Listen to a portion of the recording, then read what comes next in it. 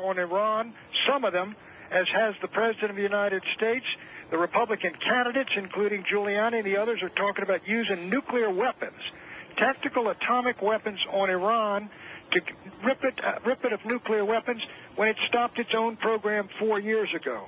This is incredible. Does Congress need to subpoena Condoleezza Rice and Stephen Hadley and the director of the CIA and the Secretary of Defense and ask them what they knew and when they knew it? Exactly. And the President of the United States should tell us what he knew and when he knew it. What he said yesterday is non-credible.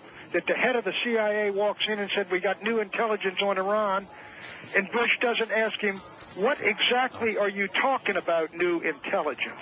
That's not credible. But, Joe, you're exactly right. Biden ought to get off the campaign trail, get back here, chair that committee, and say, look, what exactly were you told? And bring up the CIA and bring up Negroponte.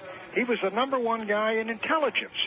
This is, I mean, look, we are being stampeded toward war with Iran, the second war in this administration, on the basis of intelligence which was false.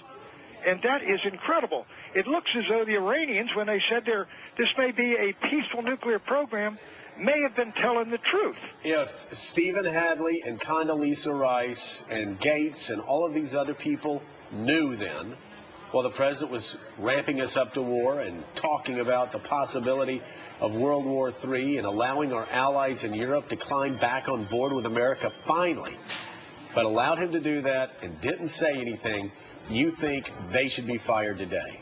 Well, no, look, I'm not going to fire anybody today. I want to find out the entire truth of what these people knew and when they knew it. It suggests to me, Joe, the Gates, Fox-Fallon group, and the Pentagon generals and the others basically are against a war. And they said, this guy is driving us to war.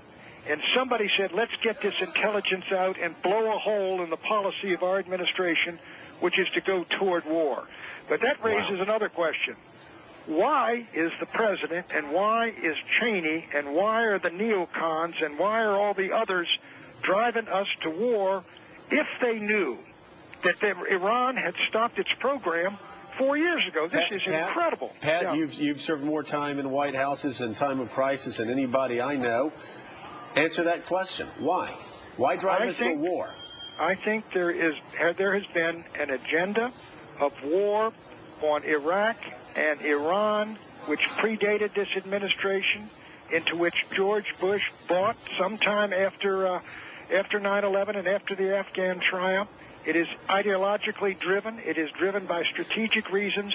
And as that British memo, the Downing Street memo says, they fix the intelligence around the policy. You cherry the intelligence, it makes the policy credible, then you stampede the American people into war. We've happened once, and it's almost was about to happen again. If not, as you say, probably if not for Secretary of Defense Robert Gates and some other people that said, not a second time.